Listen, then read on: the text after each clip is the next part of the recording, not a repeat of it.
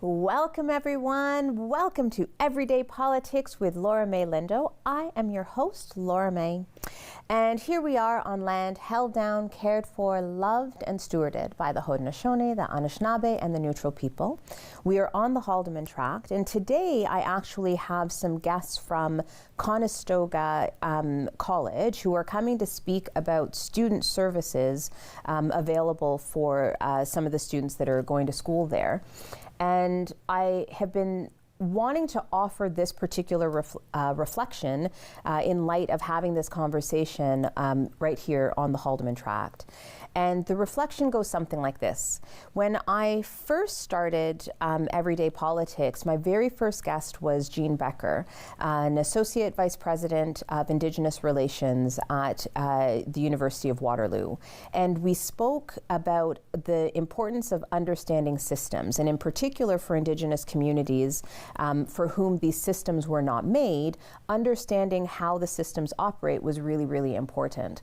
And offices like an Office for Indigenous Relations, for instance, provided targeted support, specific support and care to Indigenous community members, whether they were staff or faculty or students on the ground at the university.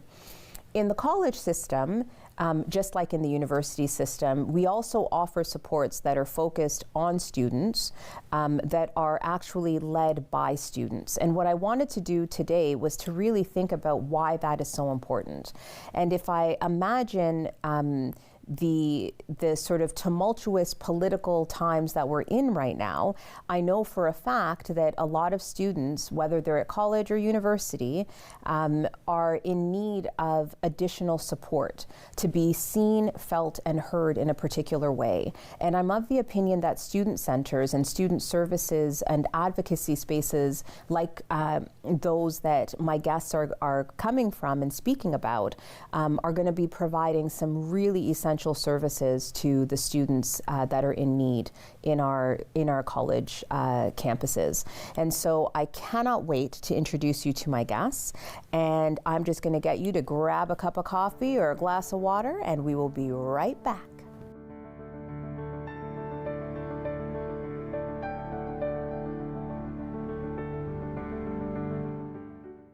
Personal finance show that dares to ask those money questions you've always wanted to. Join Mike Bregueth when he talks with experts on all aspects of money.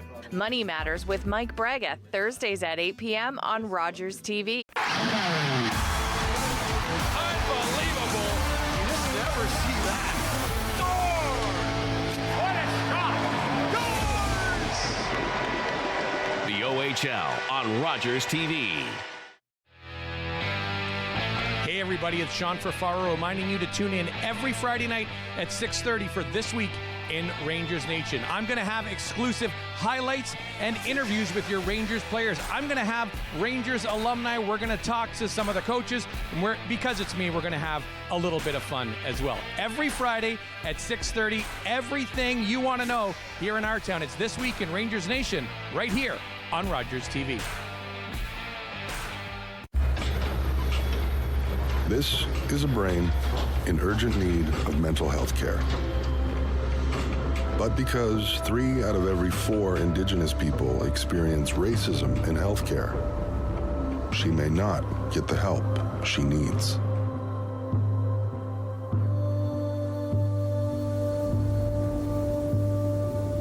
Become an ally. Rise above racism in healthcare. Missing your favorite channels? Get them on Rogers Xfinity TV. Get ready for a good, good time. Yeah, yeah. Get ready for a good, good time. Yeah, yeah. Get ready for a good, good time. Good, good time. Now in free preview with Rogers Xfinity TV.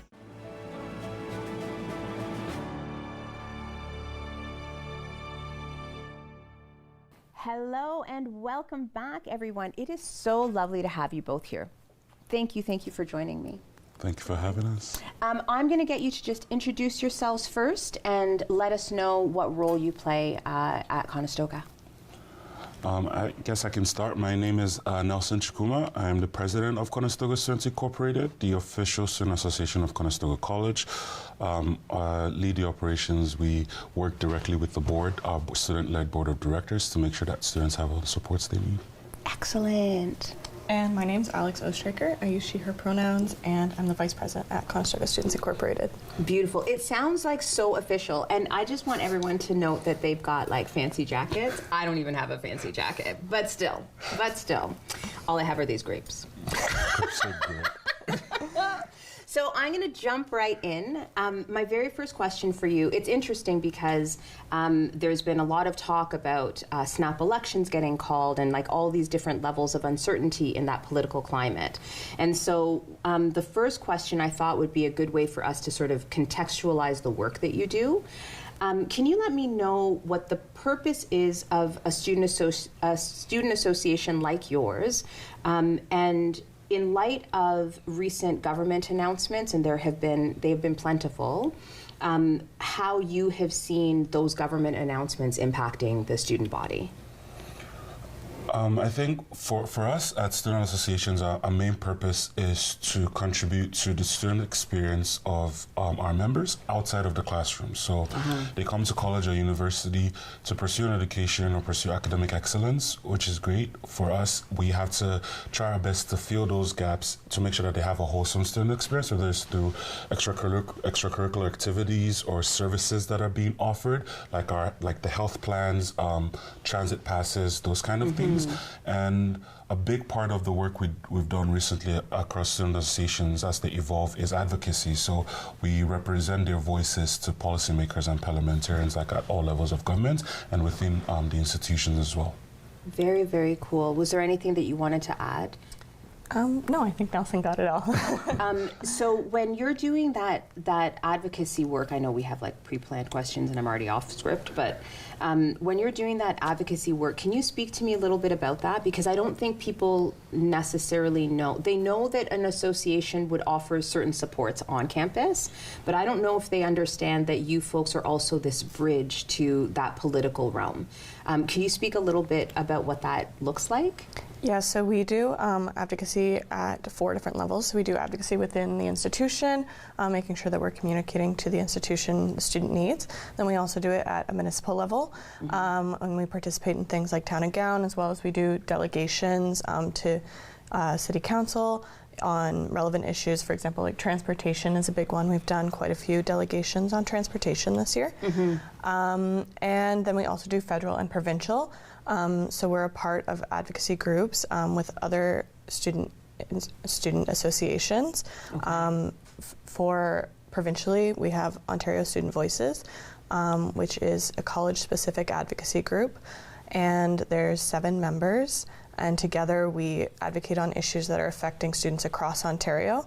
And by working together, we can kind of leverage all of our issues and just have a stronger voice when we go to Queen's Park. And then Nelson can speak more to what our federal advocacy looks like. Yeah, so for our federal advocacy, similar. So Ontario Student Voices is for college-specific in Ontario. At the federal level, we're part of the Canadian Alliance of Student Associations, CASA, and we have currently around 27 member associations from across the country, from BC to Alberta to Nova Scotia to PEI to New Brunswick, like just from across the country.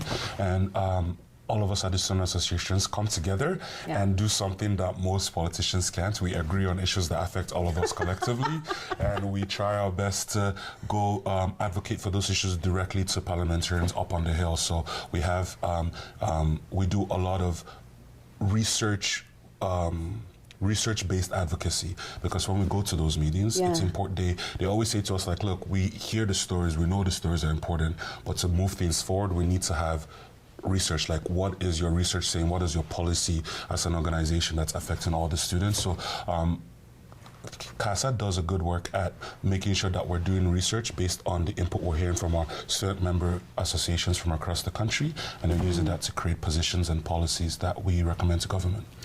For folks that are watching, one of the things that I'm going to do in the resources is make sure that I have some links to these two, both the provincial and the federal college-specific organizers and advocacy groups. So if you can send me actually the links for these groups. Oftentimes when we talk about post-secondary, I feel like we leave colleges out. Like we think of universities and then we assume that we're talking about the college experience, but it's quite different. And the advocacy is also happening there. The other thing, I was actually going to ask you, the next question that I had actually written when I was doing good adulting, which is apparently not today, was to have you speak a little bit about the impact of. I've been hearing a lot of conversations that there's a lack of funding in the sector, but often those conversations happen at the university level. So we'll talk to university colleagues and they'll say, without the funding from the province, this is what the impact is. Without the funding from the province, this is what's happening on university campuses. But I don't know that we necessarily give space for college campuses to also add their voice, but I know that you're doing advocacy in this area. So could you speak a little bit about what that advocacy looks like? And if you happen to have access to any of like those advocacy documents that you've brought, if you can send that to me as well, I'll make sure that the folks watching have access to that too. But yeah, talk to me about what's going on with the funding structure and that kind of stuff.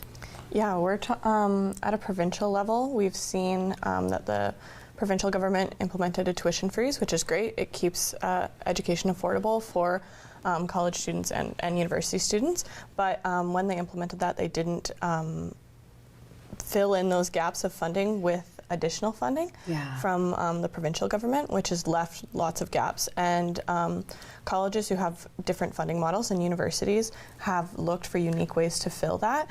And one of those ways has been international students, which Nelson can speak more to. So I think the first thing to understand about colleges as opposed to universities is their bosses are literally the provincial government as opposed to universities, and it's different in that model. And one of the things that we've seen in the post-secondary space is that there has been over a decade of underfunding for close to 15 years now, and Ontario in itself has the lowest per student funding. Just 7% of college revenue comes from the government. In that. And if you think about 7% of college funding comes from just the government, where are they gonna find those gaps? Which sort of push them into the corner to like look for unique ways, and international students were the ones to sort of be able to fill those gaps. Alex and the team at Ontario Student Voices have really, one of the big pushes that we've been advocating for is for the provincial government to increase the per student funding for colleges, and also really trying to highlight the research work that the provincial governments greenlit for the Blue Ribbon panel, which came with recommendations that they just seem to completely ignore. So those funding gaps are still there, and it's important that the government recognize that education is essential to the progress of any nation or any economy, and they need to invest in that in different ways. So I think too, sorry. No, go ahead. I think too, when we look at college students, those students who are taking college education is specifically programs that we need. We see shortages in nurses, we see shortages in our apprenticeships, and so like funding that sector is really important for like the future of our province. Not only, the future of these individuals, but really ensuring that we continue to be a province that has a thriving economy and has fills those industries of need. I actually was it was through the Waterloo Region District School Board, and they did like a Pathways to Education specifically for Black students. So this Black Brilliance program was hosting it. The number of students that were coming to the table asking about nursing, and we would tell them, no, you can do that through the college system. But even that information isn't necessarily trickling down for people to know where it is that they go to get that education. I think that's one of the things that we've realized even as college students, like even in the student government advocacy advocacy space is that oftentimes colleges are underestimated a little bit through public perception. And it's something that I myself am a huge advocate for, because people have different learning styles, and for us, for colleges, one of the things I love about it is it's practical learning. Integrated in every aspect of the educational experience. It's true practical learning, like in week by week by week, and by the time you're done it, you actually have practical job ready skills that can get you hired, which is something that public perception hasn't necessarily grasped yet in recent times. As well. So I think that's something that I don't know if Alex has anything additional to say, but I think that's something that we definitely recognize, like being college students ourselves. Yeah, I mean, I went to university and it wasn't the ideal learning space for me, and then I worked for a while, and just when I decided to go back to school, I did take a college education, and it was a completely different experience, and one that just prepared me a lot better for this kind of work and for, I believe, the workforce in general, and just gave me a lot of really, really rich experiences. It's also interesting to me because in the university sector, there's all of this, there's a push now for practical learning skills. So I remember, and this was a ways back, but not that long ago, because I don't want to lose my youthful glow, but once upon a time, when I was in high school, there was a clear-cut distinction between what skills you would get if you were going to college, what skills you would get if you're going to university. When I got into the region in 2014, and I was the director of diversity and equity at Laurier, I remember that the government wanted us to implement like experiential learning, and then the university folks were trying to figure out what that actually means within the context of what they do, because part of it was the emphasis is on theory. Right? The emphasis is on theory. And there's nothing wrong with that, but it's just it readies you for something different. And there's a gap when we talk about funding models and we only think about the university, there's a gap in the social services in terms of the actual people on the ground that are going to be working in our hospitals, doing all of this other kind of work that I think we've sometimes forgotten. Something else that I'm going to make sure to put into our resources is the Blue Ribbon Panel report, because I actually had an interview last week. I was talking about Bill 166 and the impact on the sector, and it came up there as well. Have you folks been feeling the ripple of Bill 166? Not as intensely as we originally thought, but I think that's going to come down the wire. We actually advocated for that. We spoke to the Standing Committee on Social Policy for Bill 166 sometime last year, and what our point was for Bill 166, and specifically for the Minister of Education provincially, is any of these policies that you're making that impact students, you need to make sure that their feedback is collected. Their voices are important in this. You can't make policies for people that are being affected without hearing how it's going to affect them or having them included in those consultations in general. Now, I think that when it comes to Bill 166, we haven't been able to quite not assess and feel the impact, because there's been so many other things federally that have derailed everyone's attention from Bill 166. Whether mental health resources and the structure of what mental health is going to look like at various institutions, very important. The funding that the provincial government said that they were going to provide, we're appreciative of it. It's a start. It's not enough. We're appreciative of it, but I don't think any institution's attention has been able to actually focus on Bill 166, because the announcements have just like thrown everyone for a loop a little bit. And I think this is a really good time for us to take a quick break, but what I'd like to do is sort of bridge this conversation so that when we come back after the break, I want to talk about that. There's been a slew of federal announcements, in particular focused on international students and international or newcomers in general, and then international students in particular. And I would love to take a moment to talk through what that has looked like and felt like for you folks. But before we do that, please have some bread and some grapes. And we will be right back.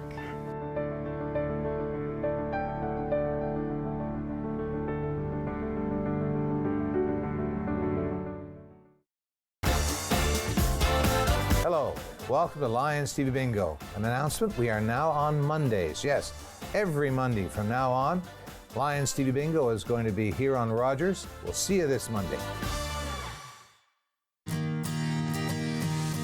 Hey, what's up? We're Chris and Cam, host of What's Buzzin', right here on Rogers TV. We talk about local trends, we interview local guests, and we overall just have a lot of fun. 8 p.m. Wednesday nights on Rogers TV. Stay tuned.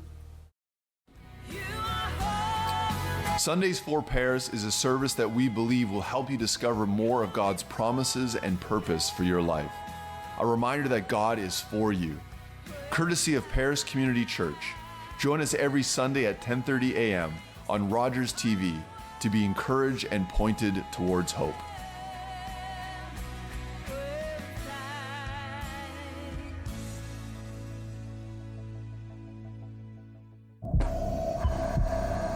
This is a man's heart, a heart in desperate need of medical attention. But because 78% of Indigenous people experience racism in healthcare, he may not get the help he needs.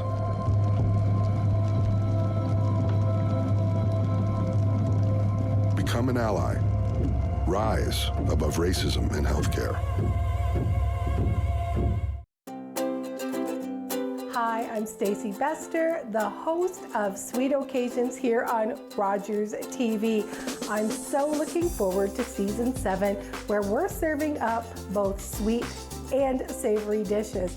I hope you'll tune in and enjoy all of the flavors that we have for you. And don't forget to make every day a sweet occasion.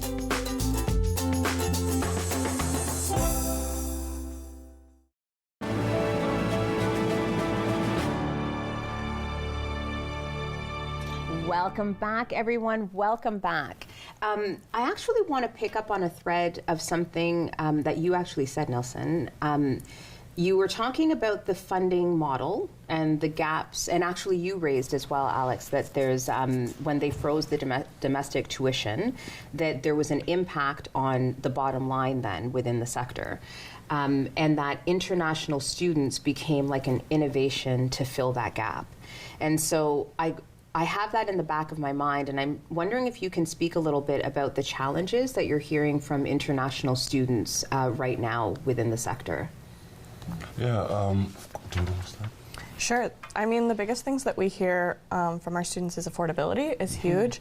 And then also a big thing that we hear that we try to address as a student union is their sense of community and engagement in the space, and just giving them a real sense of belonging. So we do lots of different things like clubs and events and these kinds of things to try to address that.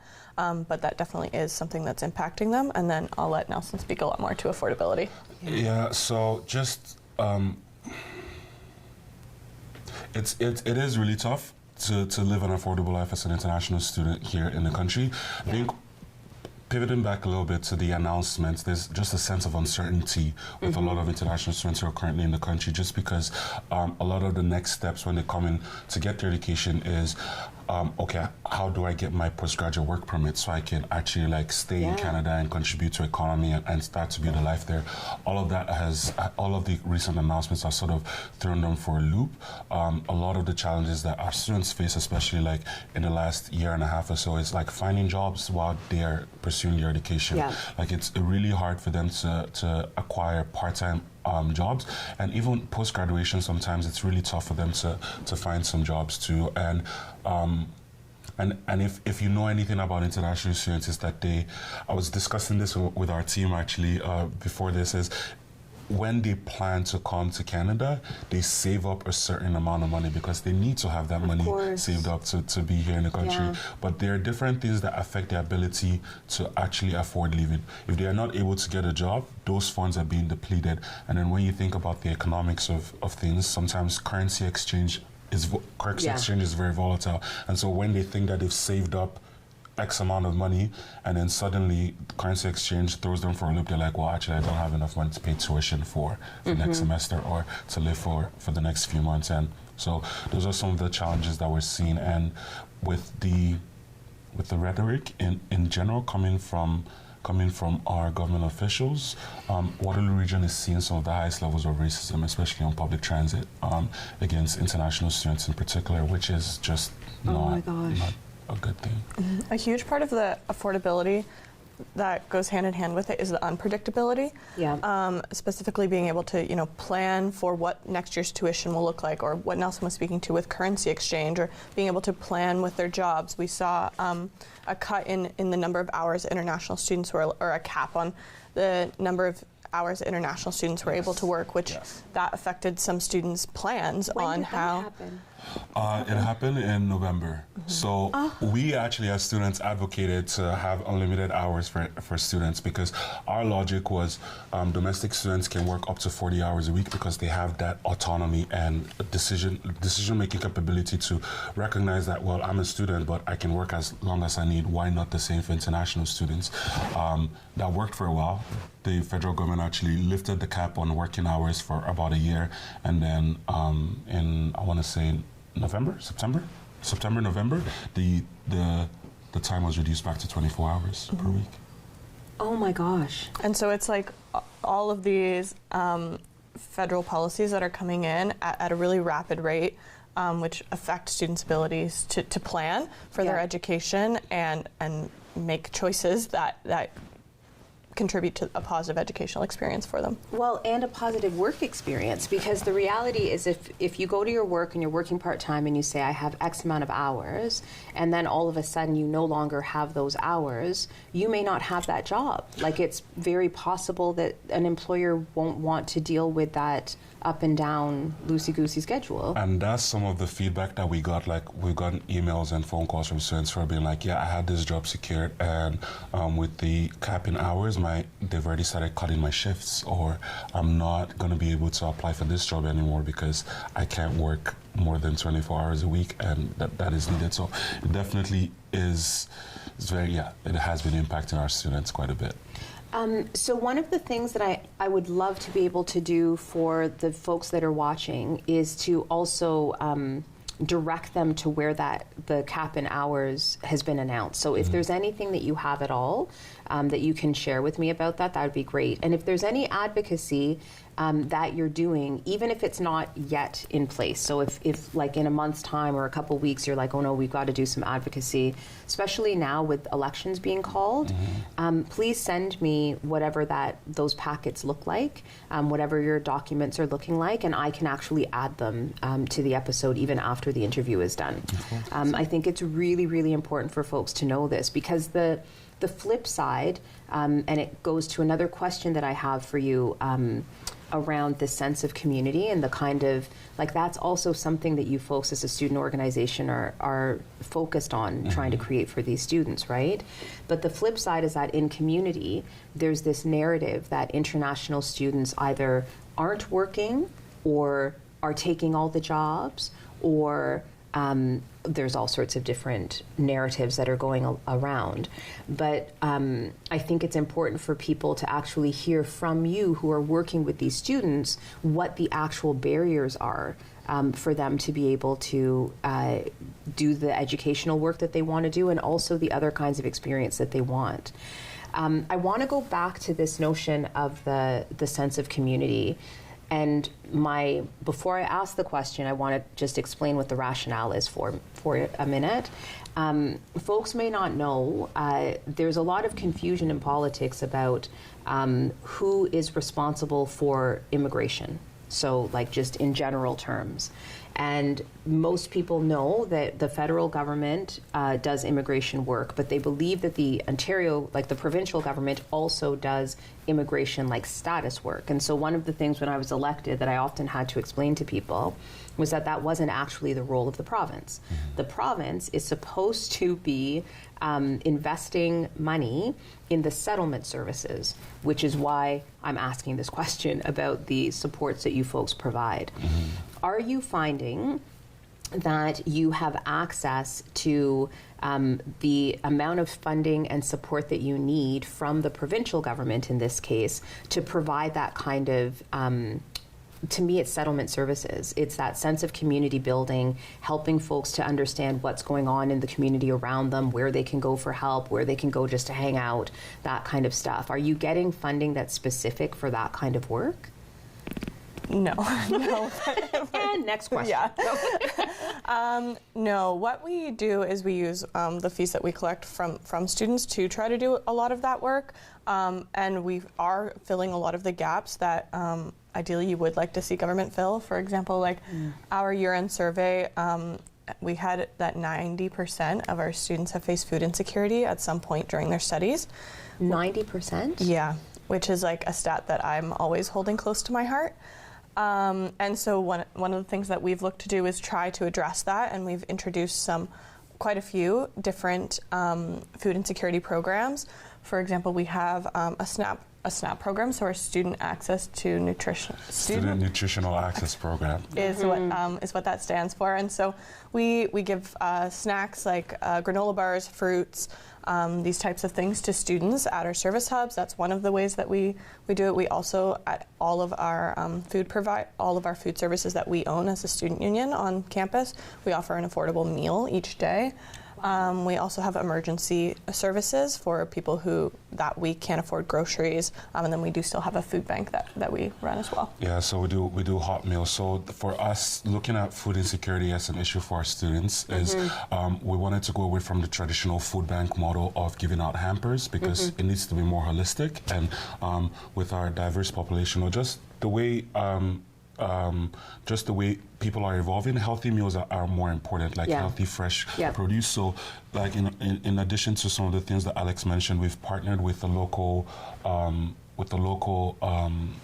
produce supplier called Fresh Produce. Oh wow! Fresh Produce. I think I'll get the accurate. We'll get the right name. We'll get the Just right name. 1 sec. But what we do with them is we actually subsidize. We do it bi-weekly now, so we subsidize produce from them, and our students can purchase fruits and vegetables bags for $5. Wow. So that's part of our student nutritional access program. So which we've tried to find different avenues to make sure that we're addressing food insecurity in a holistic manner that also represents our super diverse population. Yeah, and so food insecurity is one example of the ways that we're trying to support our students. Not just international students, but also our domestic students. But specifically in areas where, the support isn't there and they need it. If there is any, that report that I'm kind of shocked at the 90% food insecurity. That stat is horrifying, really. Is that like a public report? Is that something that I can connect? It's public now, yes. Yeah? Yes. So if you can also send me that link, that would be amazing, because I want people to understand that this is what's happening on the ground. So now when we do our advocacy in the political sphere, these are the concrete examples that we can draw on to explain the why. And so before we actually take our next break, I'm wondering if you can speak, I know we sort of touched on it, but when you've got something like this, like 90% of the students are experiencing food insecurity at some point, and you're doing what you can with the money that you have, and you're being creative and innovative, and I think that's amazing and deserves like all of the praise. So thank you for the work that you're doing, especially standing in that gap where government policy isn't working. What does your advocacy then look like? Like, what is that when do you have like a group within the student organization that starts to craft lobby documents so that let's say now we're preparing for an election, that's how that information gets to that political space? I'm just curious about what the bridge is between, okay, you found a real problem, you're doing what you can on the ground, which is brilliant, and now we need to make sure that we let the government officials know so that they can do better. What does that bridge look like? Well, that's where our advocacy groups come in, and so working with other student unions, we'll bring these issues, and a lot of the issues that we've talked about students are facing across the province, across the country. These issues aren't unique to us specifically. And so then together, once those issues are identified, as a group, we work together, we might think of some solutions, and then we go and we do some research to look at how we can address that in government. We develop our policy recommendations, we put together policy documents, and then we take those and we do an advocacy week, so a lobby week, where we go and we meet with government officials and we talk about our recommendations and what those are and why they're so important. And then beyond that, we're also doing, as issues come up or as they become relevant, doing that again and meeting with government officials to push the issues that really are affecting students as they come up. And when we looked at elections, again, looking to hopefully find some of those policy stances that we have and finding them in party platforms or to just know that those are huge issues for students as the elections come up. And Nelson, if you have anything to add. No, I think Alex covered it pretty well. I think what's important is that we, within our student associations, some of us are lucky enough to have advocacy departments that help us do that research so that it's understood, because there's levels to it. At our various associations, we have to understand the problems ourselves, collect that research, so that when we go to our provincial or federal advocacy groups, they don't have to start the research from scratch. They can just collect that data from us and use it to put together a policy paper or policy recommendation and do some additional secondary research to really bolster the policy recommendations. And then those conversations that we have with policymakers are important. We outside of lobby week, like Alex said, we actually try to meet with them as the issues become relevant. Like, hey, if it's the minister in charge of a specific portfolio, like Alex and OSV meets often with what's the new Minister of Education, Stephen? No. Why am I blanking right now? Okay. Nolan Quinn. Nolan Quinn. Yes. She meets often with the new Minister of Education, Nolan Quinn, with colleges in Ontario. So it's not just even policy. It's not even just policymakers. It's actually other stakeholders in the post-secondary education space that can help push the issues of that we are advocating for students in general. You know, I don't know if this is even possible, but it would be brilliant to have you folks come back and visit me and talk through election platforms. So when the platforms come out, when the elections are officially called, just having a conversation about what it is that you're seeing that is really good, what it is that you're seeing that seems like a gap, and what kind of change you would like to see. I'm not going to look at my guests right now so that I can just pretend that they said yes, they're going to come back and play with me. And to sweeten the deal, I'm going to offer them more bread. And grapes. And grapes. And grapes. We will be right back right after this break.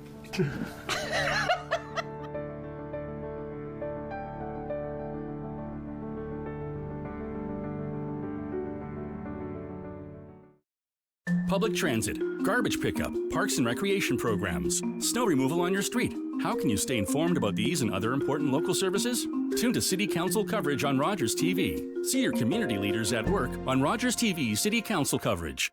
October 5th, 2014, my daughter was hit by a train.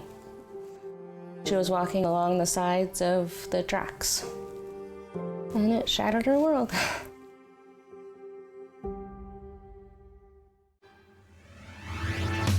Hey folks, it's me, Giovanni Petiti, the host of Not Tonight.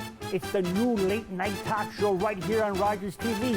We got fabulous guests, a lot of laughs. It's just like the Jimmy Kimmel Show, if you order the Jimmy Kimmel Show on Wish. So join me Sunday at 10 o'clock right here on Rogers TV. Nice.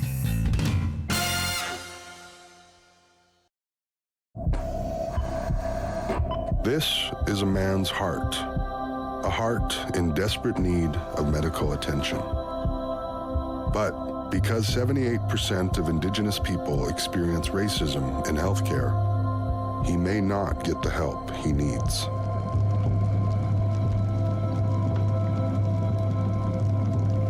Become an ally. Rise above racism in healthcare.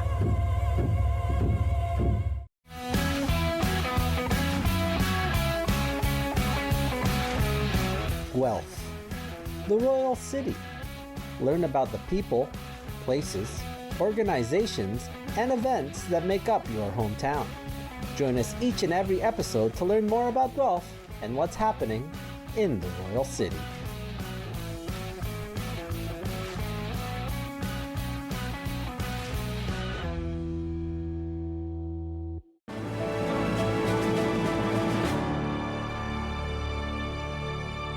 Welcome back, everyone. Welcome back.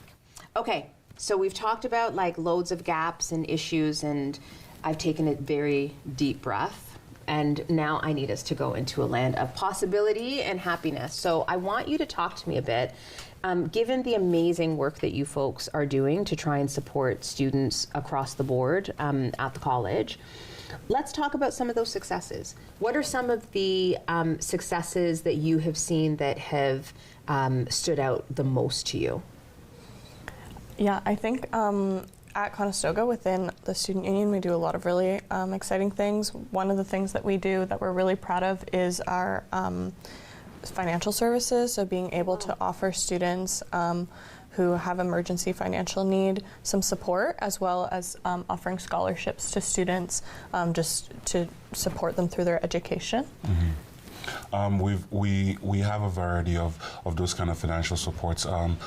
We have one specifically for emergency needs, like she said, and we added in an additional $40,000 to support students with emergency housing needs. So if they can like make rent any housing financial challenges that they have, we try our best to support them with that. We have a variety of bursaries, whether it's for Indigenous students or for service and community awards or for leadership, which we try to encourage our students to, get involved in the community, try to make a change and reward them for their pure and positive intentions in that way as well. We also have done a lot of work, as Alex alluded to earlier, in transportation, and one of the things we're really proud of this year is we're finally able to get a universal transit pass for our students in the Waterloo region. Yay! Oh, that deserves a round of applause. Yes, 14, excellent. 14 years and 4 tries later. I always love saying that. Beautiful. So that allows students from Conestoga College in the Waterloo region to access GRT at very affordable prices. So they basically pay for 2 semesters, but get to ride year-round free with the deal that we were able to work out with our wonderful partners at GRT. Housing is one that we've always advocated for, and we're proud to see that our college has actually taken recommendations from our housing paper. They have a robust housing strategy that, I should say, because I like to give this preamble, is that when colleges were created, housing wasn't something that they were mandated to include, because the idea is they're community campuses, community institutions. People are going to drive in from all over the city, but obviously with the evolution of post-secondary spaces, it's become important that colleges had to evolve, and so our college was actually gracious enough to include us in those conversations and utilize our research paper as part of their strategy to increase the housing supply that they have across their campuses in various cities as well. I remember saying that. So once upon a time, I was the critic for colleges and universities, and I remember I was so shocked that every one of the lobbyists that came to talk about the sector was bringing housing in as one of the key priorities for students. And I remember speaking to some of my colleagues about that, because that was never part of, like, there were certain things. You might talk about funding, you might talk about healthcare, mental health, that kind of stuff, access to whatever, but housing wasn't at the forefront, but now it is. And the other thing I found out was that like a lot of post-secondary institutions actually were the landlords. Like, they owned so many of these housing units. In smaller cities, you might see them actually in, like, they have rental properties as opposed to just like the student housing. Is that housing strategy document available? Is that something that I can share with the folks that are watching? I don't think it's available publicly. No way? Unfortunately, they have to keep those kind of things close to their chests. Yeah. Well, if there's anything that you have around supports for housing, please let me know, because that I will definitely share. Housing is one of those issues that, again, as I was saying, people didn't realize that it was impacting this sector, right? But it most certainly is. Is there anything else that you folks have been doing that you'd like to highlight? Yeah, you spoke about health and mental mental health, and one thing that we've been able to do in partnership with our insurance provider, which we're also really excited that we offer insurance health plans to both domestic and international students. Not all. Wow, not all plans do that. Yeah, so we're really proud of that. But also within that, we've been really excited to offer the program called Dialogue, which is like an online mental health counseling program that students have access to and can access mental health supports through that. As well, we were able to offer gender affirmation care and include that in our health plan as well. So we're really excited about those offerings. Oh, that's brilliant. So what kind of feedback are you hearing from students with all of this kind of work that you're doing? What are they saying? Students are really enjoying Dialogue. The other part of Dialogue I should have mentioned beyond the mental health is it's also a virtual healthcare, which is really great in our region when we have very limited hospitals and also with lots of students who wouldn't have a family doctor. I know for me, I'm not from here originally, so when I moved here and I needed to access the health provider, if you go into a walk-in, I think it's like more than 5 times or a certain number of times you lose your family doctor. Yes. And so I couldn't go to the walk-in, but needed healthcare, and so I was able to use the app and get the prescription that I needed and get the healthcare access that I needed. And we've gotten really positive feedback from students that they're really loving that aspect of being able to kind of take that autonomy of their health back and just be able to be really proactive about it as well. Yeah, it's been good feedback. It's something that Dialogue actually came about for us during the pandemic, because obviously with everywhere being closed or filled to the brim with people needing medical assistance, it became important for us to try to try to supplement what we already offer in terms of our health plan. And Dialogue was really great for that. It took a while for it to pick up steam with our student population, just when it comes to awareness of it. But now that it's picking up steam, our students really seem to appreciate, especially like Alex said, to the 24/7 mental health option, because instead of waiting for counseling services with the crazy wait times that we're seeing across post-secondary institutions, our students can access sort of almost immediate support through Dialogue, so that they are triaged before they actually can get to see a mental health professional as well. You know, I think it is so lovely to be able to hear you speak about the kind of work that you're doing to actually provide that kind of care and support to the students.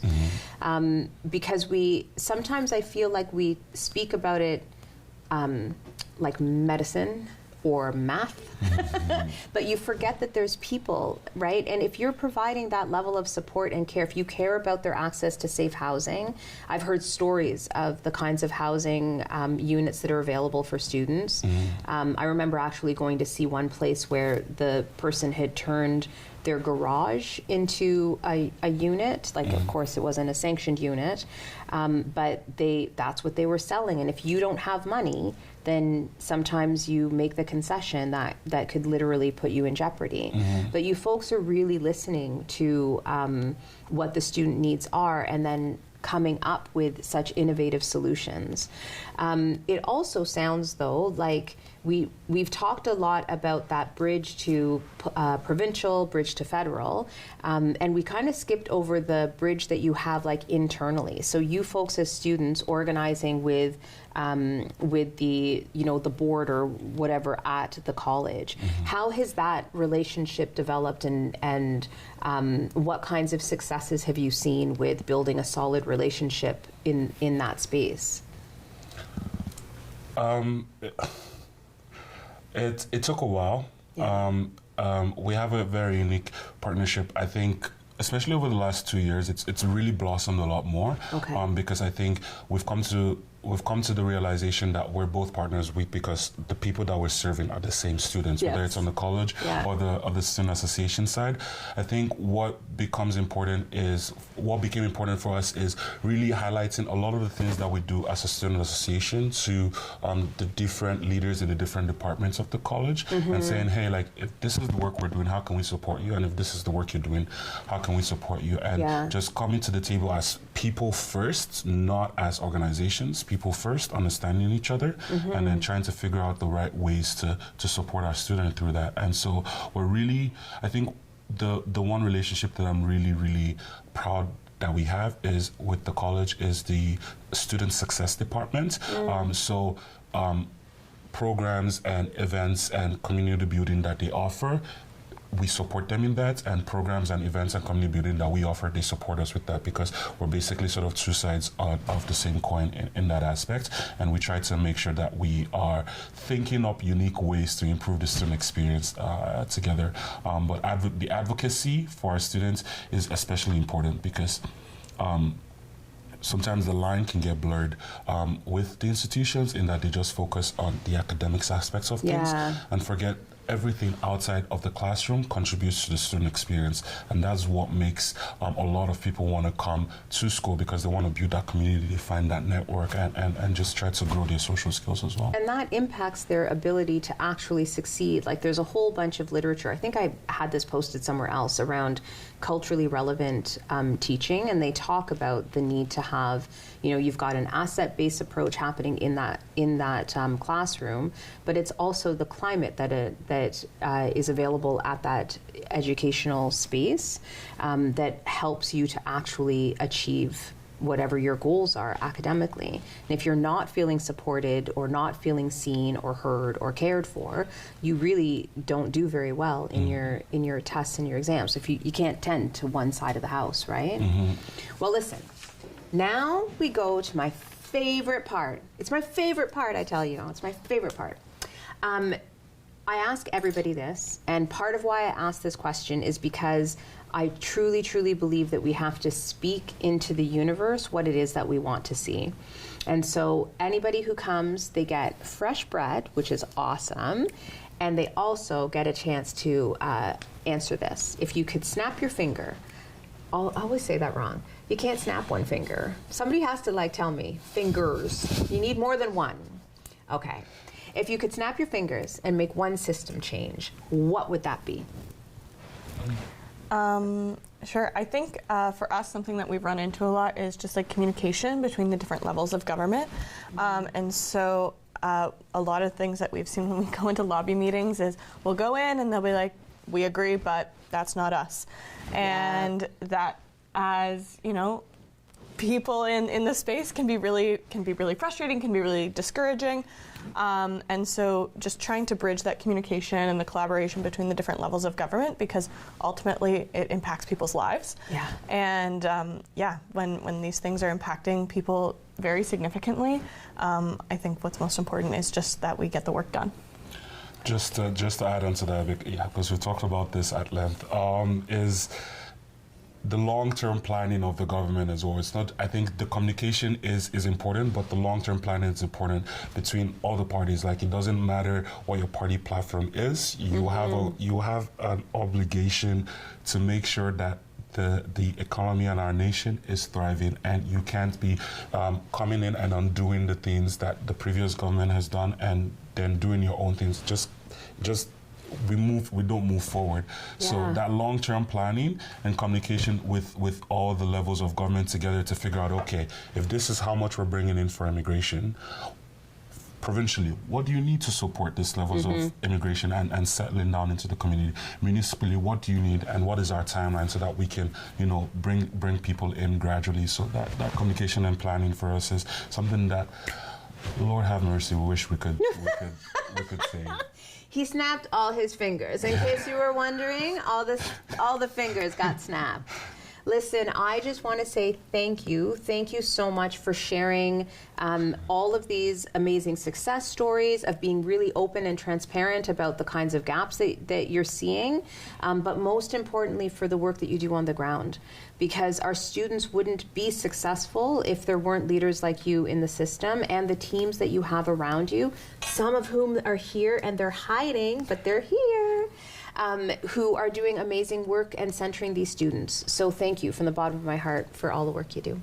Thank you. Thank you so much for having us. Oh, beautiful. And folks, we will be right back after this break.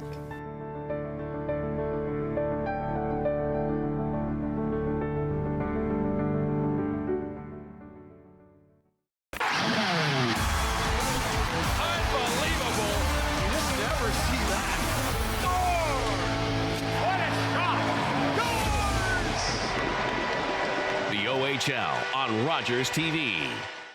Every year, Dozens of Canadians are killed or seriously injured because they take risks around railway tracks. Talk to your loved ones about rail safety.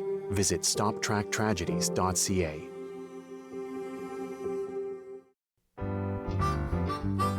Hey, Chef D here. Join me Saturdays at 4:30 for At Home with Chef D, season number 10. Thanks so much for that. Hey, we're going to go back old school. We're going to join Julia Child and Graham Kerr and some of their great recipes and share some of their passion with you.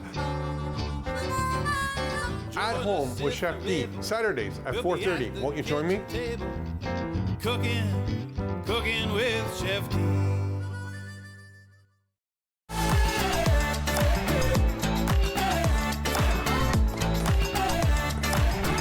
With clubs, leagues, and courts in every province and territory across Canada, squash is the sport for wall-to-wall fun, fitness, and friendship.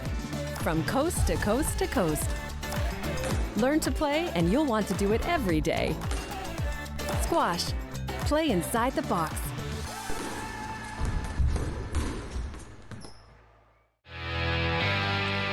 Hey everybody, it's Sean Ferfaro reminding you to tune in every Friday night at 6:30 for This Week in Rangers Nation. I'm going to have exclusive highlights and interviews with your Rangers players. I'm going to have Rangers alumni. We're going to talk to some of the coaches, and because it's me, we're going to have a little bit of fun as well. Every Friday at 6:30, everything you want to know here in our town. It's This Week in Rangers Nation right here on Rogers TV.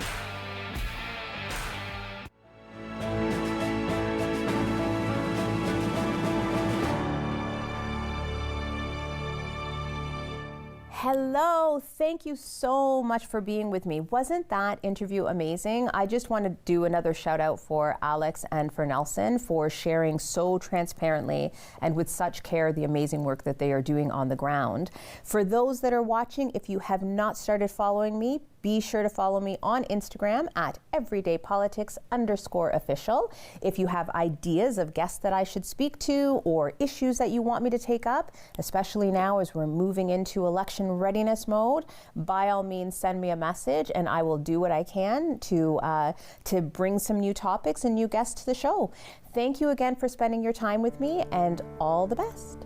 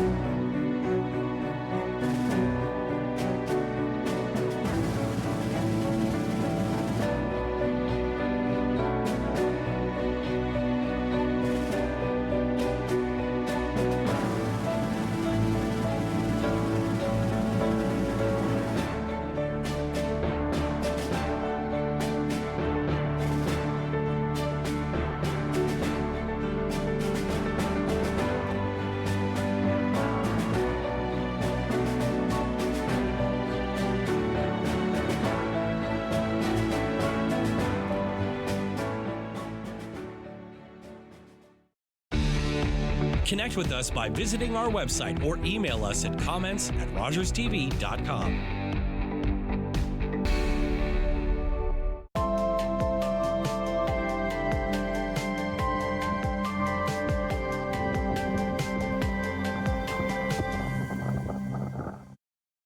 For 25 years, you've been helping to make our roads safer by doing the right thing. You've been the designated driver, you've stayed over, called home, you've called a cab or a friend, and planned ahead. Let's keep doing the right thing. Support sober driving by getting yourself and your friends home safely. Do the right thing. Visit ArriveAlive.org to find out more. Arrive Alive. Drive sober. Your Region This Week takes you behind the headlines on issues and events shaping our community. Join Anandi Carroll-Woolery as she updates you with in-depth stories. 519 Sports Online has highlights and athlete profiles. Tune into Your Region This Week with new episodes Mondays at 7:30 p.m. and Fridays at 6 p.m.